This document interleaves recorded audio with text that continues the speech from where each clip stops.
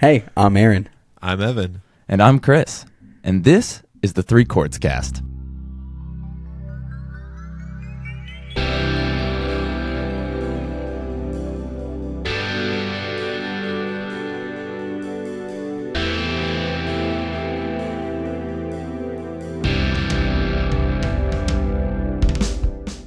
Hey friends, welcome back to the podcast. We are so glad that you're here, whether you're listening on your commute, during a walk, or in the middle of your day. We are so honored to spend some time with you.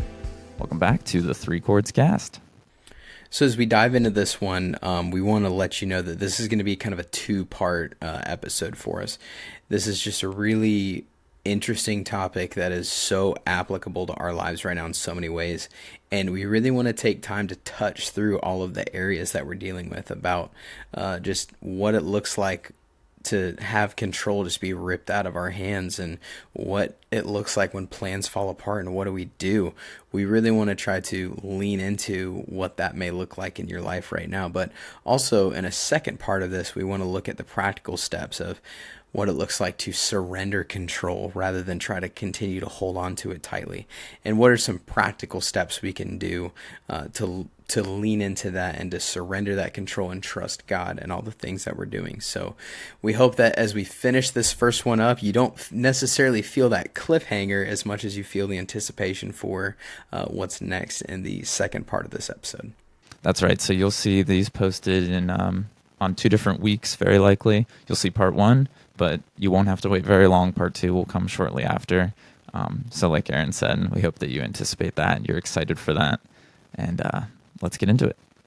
So it has been about a month, and what's been going on with you guys? I know that, things have been a bit crazy, right? A little bit. A lot can happen in 30 days. Looks like you got a totally different background behind you, Evan. Oh, well, it's just my house with brick fireplace, vacuum cleaner, and thinking chair. Thinking chair has made its way here. This is kind of like the computer / reading nook that He's still moving. sharing. And Fish Tank Lounge Center. I am still moving. Yes, dude. Yeah, the fish tank. There's currently 21 fish, and I know them all by name. Did you name them all? I named them all in the last 3 weeks or 4 weeks or however long it's been. I don't even remember. I don't even know how long it's been. How long have I lived in this house? Oh gosh, I think the easiest way to know 2 or them 3 all by weeks, name, right? easiest way to know them all by name is the Finding Nemo method. Well, we can name one Nemo, but I want to name the rest of them Marvin Jr. or Marlin Jr. That's right. That's right. It's accurate. It's accurate. Well, that's exciting. New house for the family. Oh yeah. What has been the most? I would say what's the most exciting thing about your move, and then what's been the most challenging thing?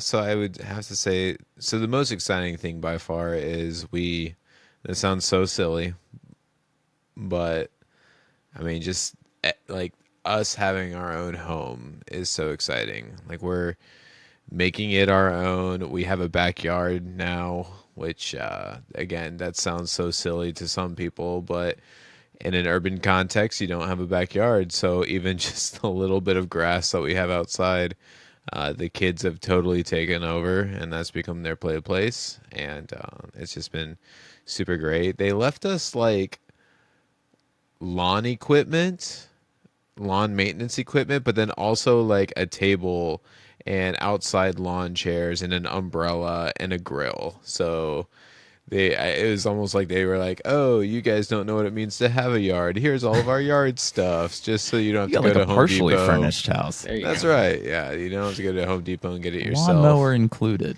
Yeah, I will say the most challenging thing so far is definitely we walked into the house, like it's in wonderful condition. We've been so blessed. And at the same time, as you live in a new space, you find little things. Well, one of the things was that we didn't actually have a dryer to start off with, which is fine. But we had our dryer that we brought with us from the other apartment, and we were ready to hook it all up. Well, the existing dryer was a gas dryer, which is great. And I don't know if anybody out there has like a gas dryer as opposed to an electric. It's all well and good. And at the same time, when uh, Chelsea and I, we got quotes. We figured it would be cheaper just to buy a gas dryer and hook it up. And then it like got delivered. And I have this thing, and I'm reading all the directions to install it. And the first two instructions say this. Number one, please ensure that you have hired a professional to install said gas dryer. And Puts then on number different two, hat. I'm a professional. please be careful because everything is highly flammable, and you're dealing with a gas line. So to like minimize the risk of Explosion. fire and explosion. Explosion was the word they used. Explosion, which will cause bodily harm and probably death. Please make sure you. And I'm just like, these are a lot of big scary words. I just want to And do probably death. I just want to do laundry. I don't want to die. I just want laundry done. So me and my buddy put together our gas dryer, and no deaths yet. We've made it a month, and the kill count is at a 0. That's a good excuse to not do laundry, though. I It could mean, blow up. Casualties. Yeah, it could blow up. So there is no laundry. No, there is laundry. It's all fresh. It's all good. I probably have to fold it and put it away at some point tonight. But yeah, no, it's been really sweet. The Lord has been kind to our family. It's great to have you back too. We missed I'm you. glad to be back. Aaron, you've had some life changes too. Anything you want to share? Oh,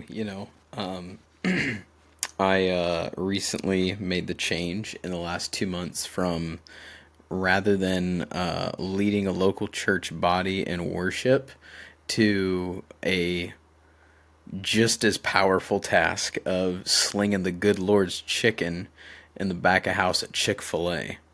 If we're not feeding the people spiritually, we got to be feeding the people physically. Love Jesus chicken. So, yeah, no, I've been working over there a few weeks now, and it's been a really good process. I mean, it has been the process of onboarding and everything was great. There's a lot of good people there that I'm working with. The whole transition from where I was to there was tough. It was a lot, and we're still going through a lot of those things. But, I mean, the phrase I've been saying to a lot of people is God is sustaining us every day. Like, we're here, we have a roof, we have clothes, we have food, especially if it's Chick-fil-A. God's sustaining us, and that's all we can ask, and that's what we continue to pray for. So, yeah, it's been a lot of big change, still experiencing big change. My wife is about to start work as well as a teacher. She is excited and stressed and happy and all the emotions that come with a brand new job. So, yeah, we're moving along.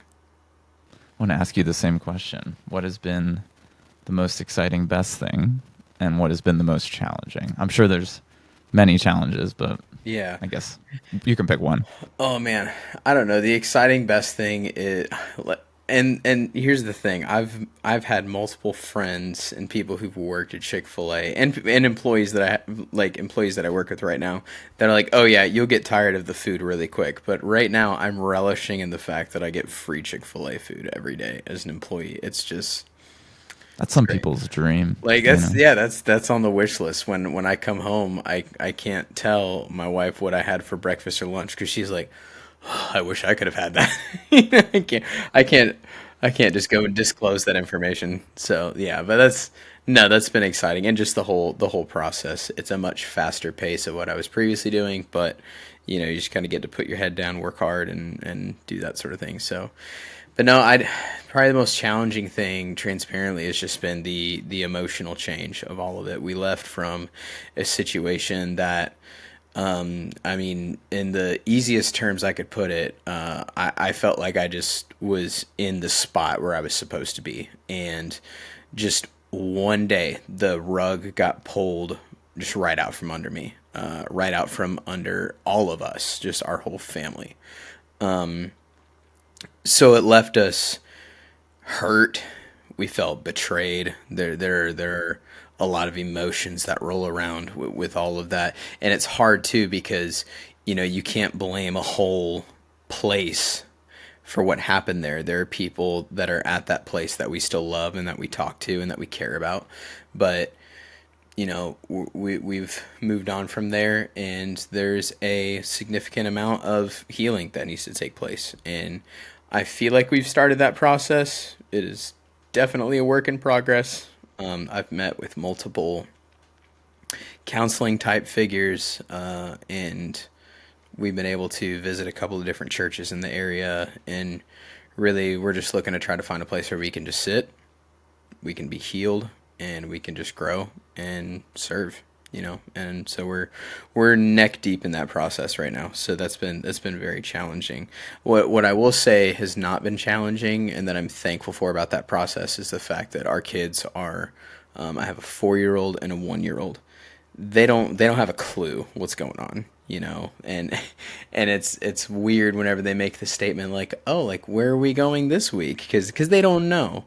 And to us, that can just feel like this hurtful thing, but to them, they're just along for the ride. And I'm thankful that they're in this stage of life to where they don't understand and they don't need to know. I would hate for them to be, teenagers and be dealing with a lot of the same emotions that we're dealing with as parents. So that's been a blessing that they haven't had to deal with that. So Yeah, they're happy and oh, they're happy. and Yep, they're yeah, happy and healthy. Yep. they get Chick-fil-A a couple more times. Yep. Dad will bring home a frosted lemonade now and then, and they get to sip on it. Oh, that's awesome. Yeah. Hopefully some routines are more in place, and excited to get back into some more recording and just chatting with you guys. I missed you a whole bunch. And I know we've had lots of listeners that have missed us a lot too. So Yeah, it's kind of fun. Great. It's fun to hear that. Hey, when's the next one coming around? Like people are looking out It's for us. coming When soon, it puts I in the routine. promise. Yeah, shout out to my dad who's definitely listening to this. I was with him today, and he's like, "Can you have the episode ready for Wednesday so I can listen to it at the gym?" I was like, "I'll try my best." I need it done before I work out. I need it done before my hour-long commute to Boston or whatever. You got it, Dad. I love it. You got it. Yeah. So as we move forward onto this next episode, what we have implemented is an avenue for you all to be able to kind of share your story in a way to give us some ways to connect with you through our episodes. We wanted to talk in this episode about what it looks like to let go of control of our lives and the structures and plans that we have. And we've gotten some responses from our community that we are going to share today. You have the ability to do that. We have multiple social media platforms that you can respond to. We have an email that you can send over to the3chordscast@gmail.com. You can send your story over there. If you'd like it to be anonymous, please let us know. We would definitely want to protect privacy, but also be able to share your story because your story matters. So as we move into this episode, we want to talk about what it means to just let go of control.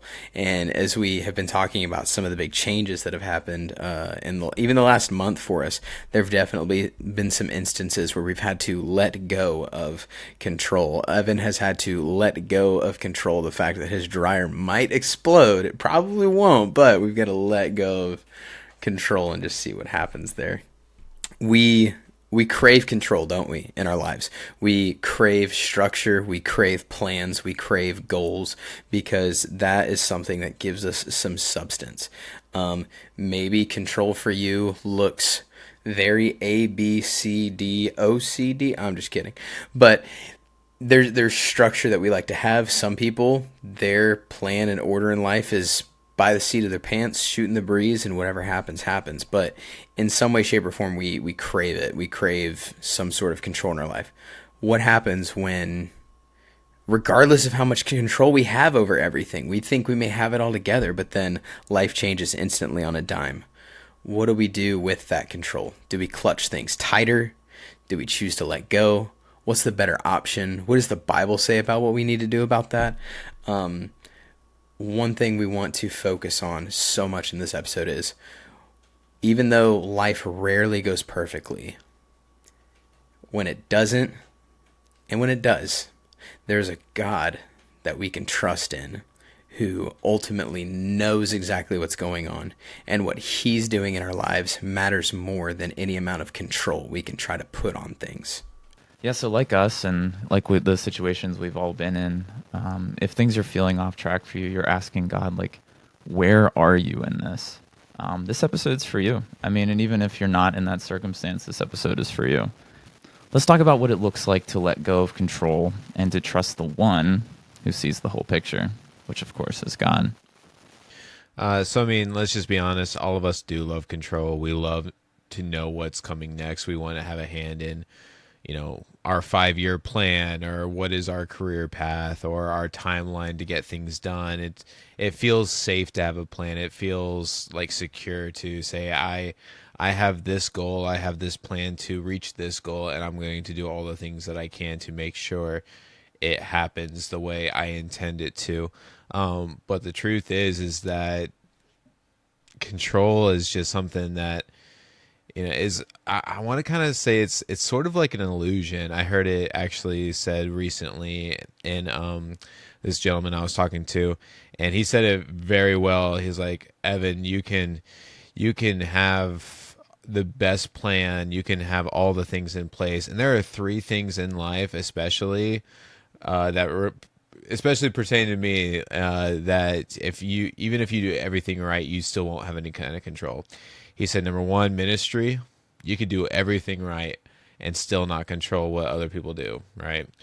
Your family, God forbid, but like I can try to do all the right things and read all the books about all the things, and at the end of the day, like my family is what my kids decide to do when they're 18, 19, 20. That's not up to me. That's a decision they're gonna have to make.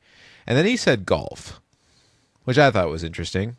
He's like, you could study, you could practice, you can get out there every day, 9 to 5, hitting the driving range and do all the things right, and then get out there for an actual game, and Mother Nature just say, nah, it's not up to you today. It's not your day today. The rain is pouring, the wind is blowing. 45-mile-per-hour winds. Yeah, right. So and he was saying that, and it was kind of funny, but it was also just like, it revealed in my own heart that I want control.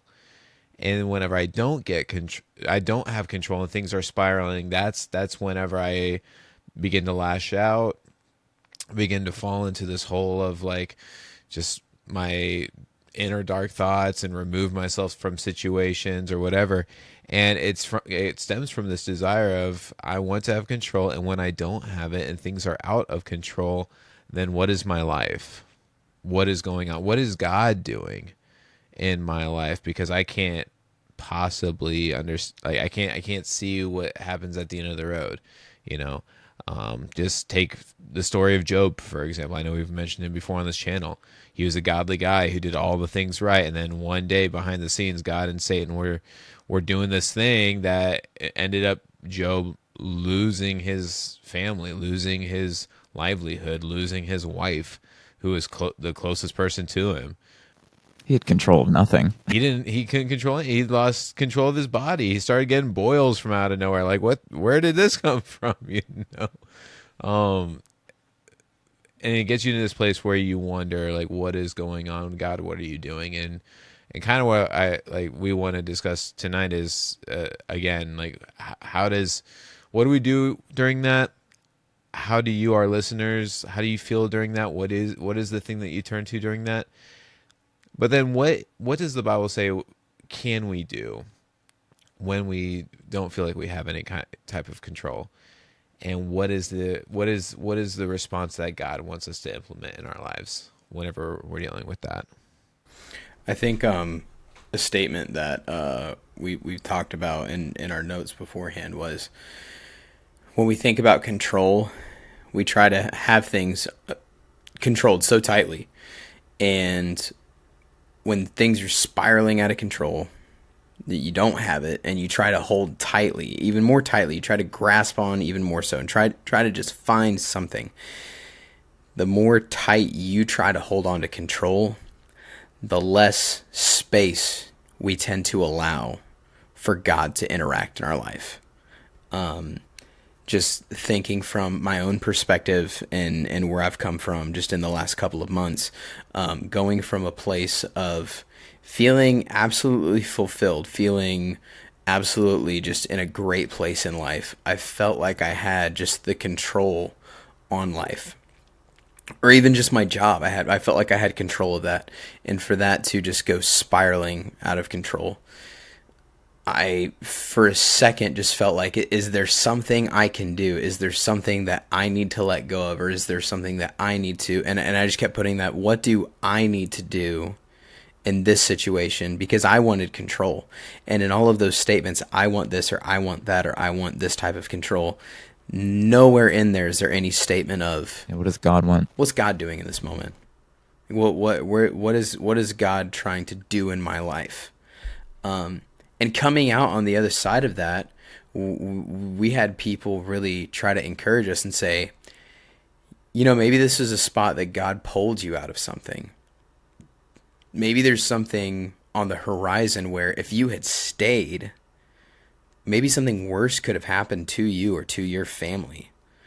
And we may never know the answer to that question. There are dozens of unanswered questions that I have about that situation that I'll probably never get answers to. But when I try to continue to hold tightly onto that, I leave less and less space for God to teach me something. And I think it's one of the biggest things that we can do with control when it comes to like that phrase, letting go and letting God.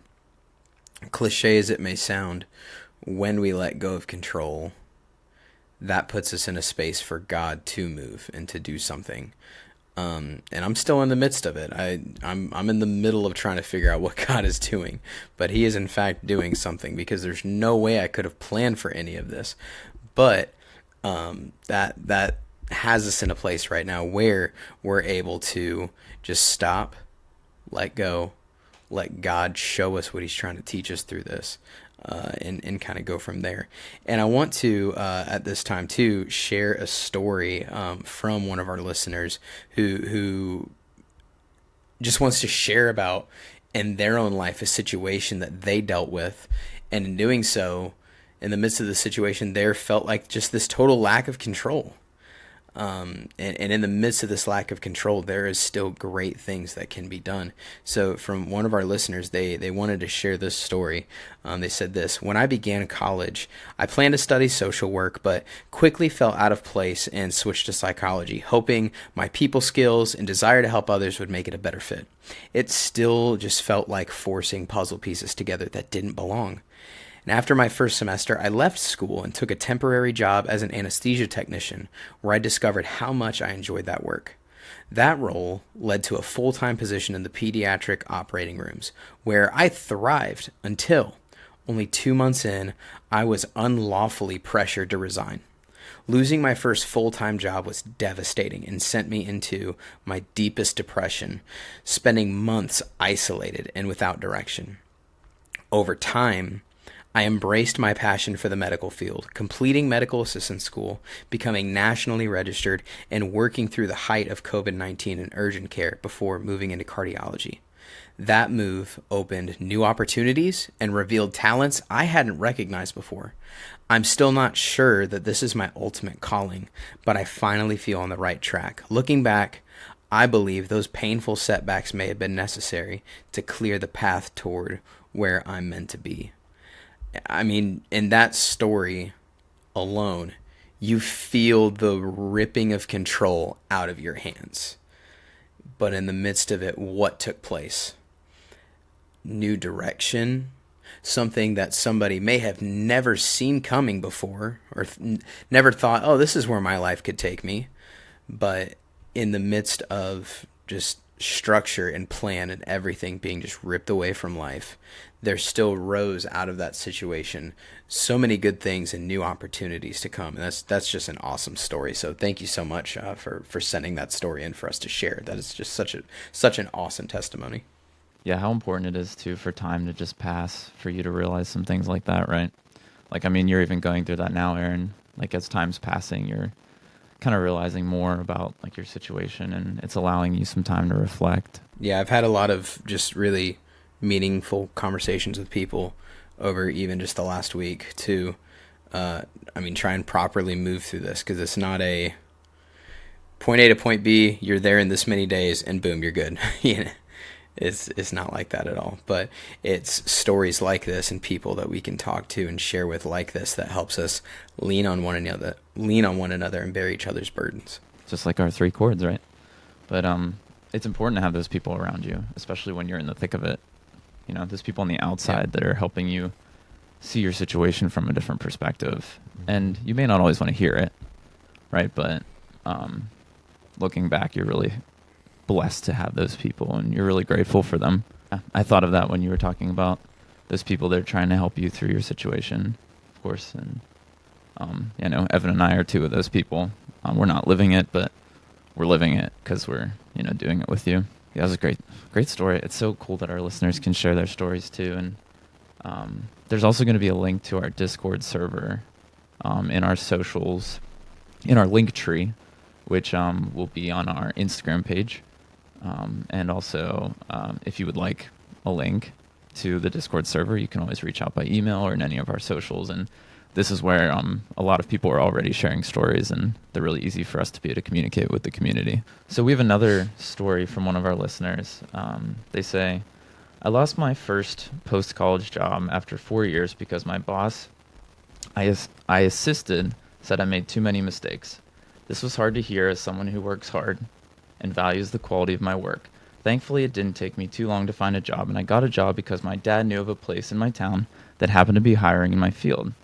That job was close to home, provided insurance, and was a lot less stressful. Where my first job was not these things. As painful as it was to go through that, I can now see how God provided in ways that were so much better for my mental health, financials, and just time back, not spent commuting to another town. Another great example, and with a job. Seems like job loss does that to you. Right. Well, yeah. This stage of our life, it's a very big loss of control, right? A big area for that. Especially because, like this person said, it was their first post-college job. If it's something that's in your field, and to lose out on that shortly after being done, you ask some of those questions. Was this degree worth it? Did I get into the wrong field? I've even asked some of those questions. I currently studying a field and just being like, am I doing the right thing? And, those are all questions that go up in the air of losing control. Yeah, and I think in those times, especially as a Christian, you may wonder, like, God, what are you doing? What is happening? Even like the story had mentioned, you see how God provided in ways that were so much better for this individual. I know I felt that personally too when we first moved to New England, and 8 months in, the thing that we were supposed to be with our entire lives fell apart. It's like, okay, but you're the one, God, who opened this door for me. So what are you trying to do? I love Proverbs 16:9, and we have it written out here too. So this was actually really cool that this reminded me of it. Proverbs 16:9 says, "In their hearts humans plan their course, but the Lord establishes their steps." There is an element where, we see the Lord opening doors, and we as people walk through them, golden opportunities or things that we say, yeah, this sounds really good, and I got approved for it, and I'm going to move forward with it. Well, what happens whenever those things do fall apart? Is it, oh, gee, God, you gypped me, and I'm really mad at you now? Or, do we get to, and I think sometimes we go through that, Aaron, even as I can't even imagine what you're going through. All 3 of us have dealt with things. You guys have heard me talk about those sorts of things. And then you get to this point 6 months later or 2 years later or however long it takes, unfortunately. But then you look back and you see, God, you're the one who did establish my steps.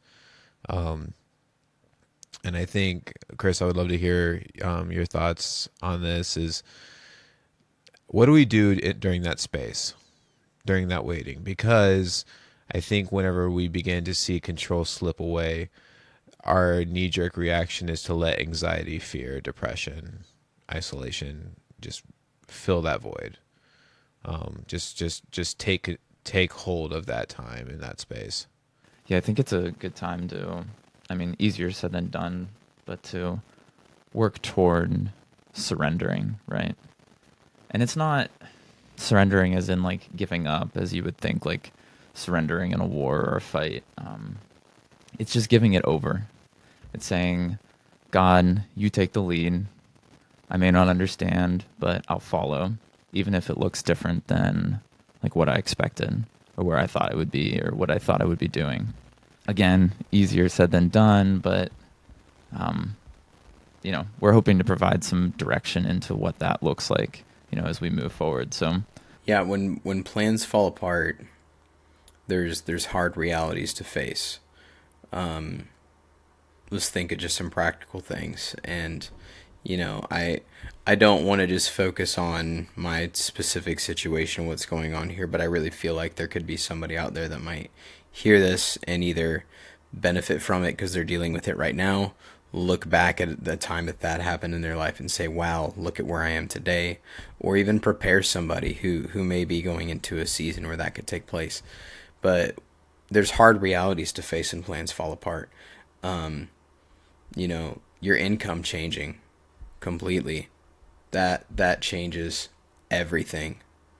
I mean, we had to sit down and just reorder every dime that was spent, and we're just like, okay.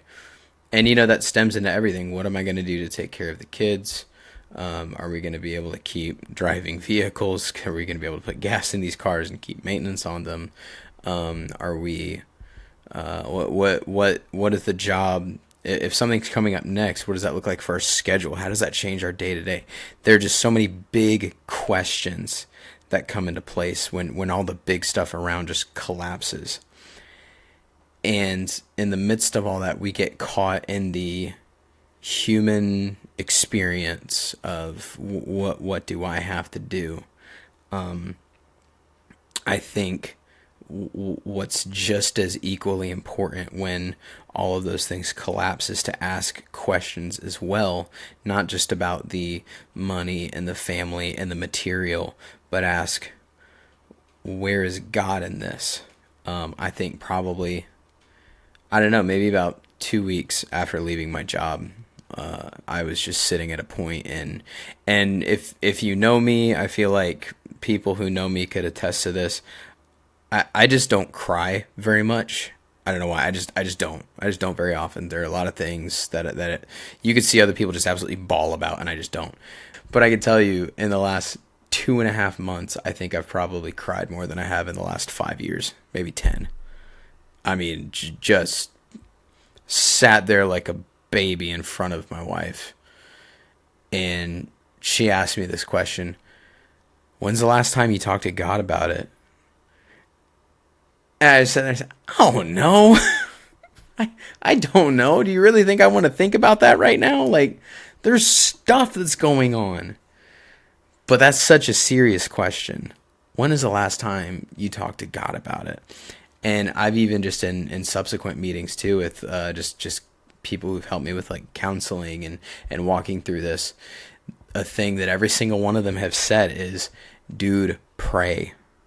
And when I say pray, that doesn't mean you get down on your knees and you fold your hands and close your eyes and start off by saying, Dear God, and ask for your PRAY, like acronym or ACTS or thanks, whatever acronym it is. But prayer can be yelling at God, asking him, why is this happening to me? And why aren't you doing something about it? And if you are doing something about it, I would definitely love to know what it is. Prayer is communicating with the person who has all of the control. So when your plans fall apart, yeah, you've got to face the hard realities. But in the midst of all the hard realities, you can go to the cornerstone that has control of all of those realities and say, I'm here. You brought me here. I had a plan, and it's not what's going on right now. What's my next step? What's the next step for me? Because when we think about whatever door it is that we're walking through, whatever step we're taking next, when we stop, everything's gone wrong. We look in front of us, there's maybe no step, no light, no door, no nothing. The next place to do is just to look up and say, okay, what's next? Establish my steps. Like that, make that part of your prayer. Establish my steps, as your word says, because I've had a plan. It has not worked out somehow as great as I thought it was. You establish what's next, and I'll follow you.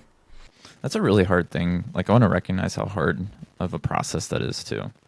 Like, it's such our human nature for when things fall apart to just completely shut down, right?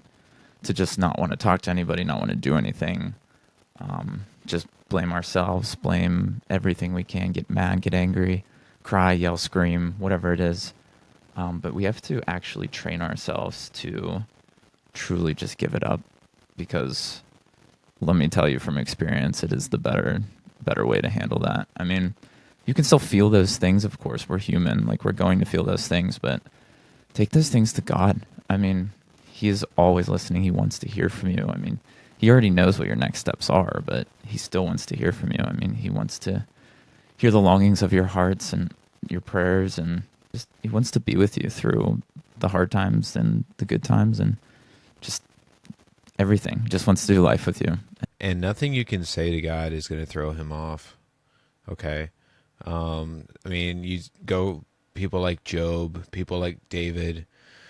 For all of you avid readers out there, read through the book of Psalms. Like, it's a big book, I know, but like there are so many chapters in Psalms where David as a human being, the Psalter itself is the collection of Psalms. It characterizes the human experience to a T, because you find things like joy, happiness, victory in there. You find depression, anxiety, anger, like at God, and you find David, who is probably like the greatest king of Israel, the man who God said it was the man after my own heart. There are moments where David is like, God, what are you doing? You seem like you're being deaf. Okay, and I know you're not, but so like you have to answer me. You have to remind me that you're there. I love those are big examples, but I even love the example of Jeremiah. And I know I've told you guys about this, but in the book of Lamentations, Jeremiah has seen all of this horrible things come to fruition for his country. He's seen walls torn down, and he laments.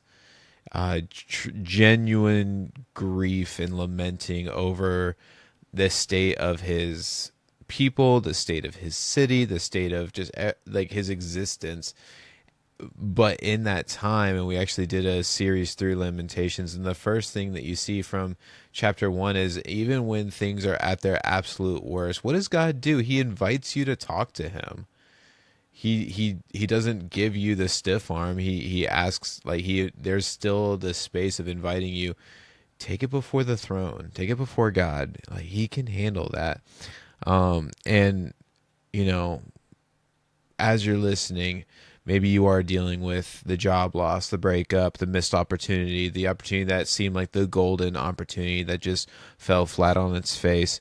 And you may be in this season right now where it's hard and there's grief and lamenting. And that's okay. It's okay to grieve. When plans fall apart, it is okay to grieve. We are not saying here that faith, like having faith, is pretending that everything's okay. Because sometimes things aren't okay, and that is okay, right? But what faith does mean is that even when things aren't okay, it means trusting in the Lord, trusting that He is good, trusting that He is there for you, even when you can't just simply explain.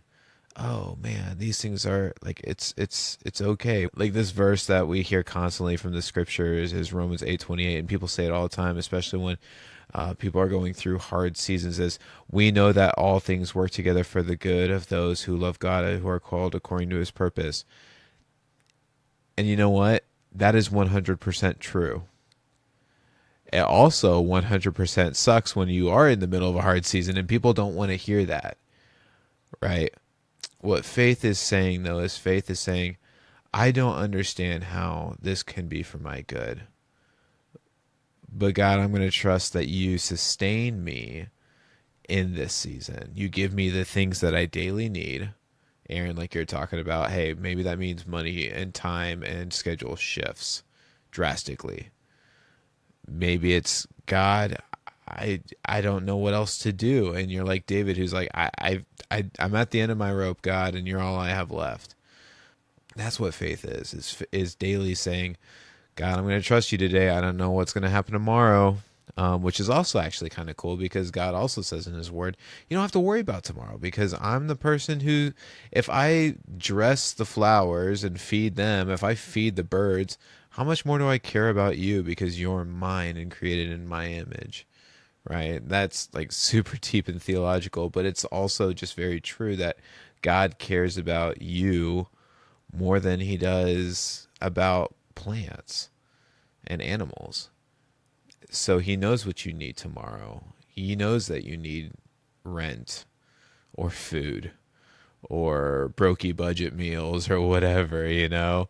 And especially just for all three of us, for those listening, when you are in that hard season, please also remember, like, faith is trusting in God, but it's knowing that God isn't punishing you necessarily, okay?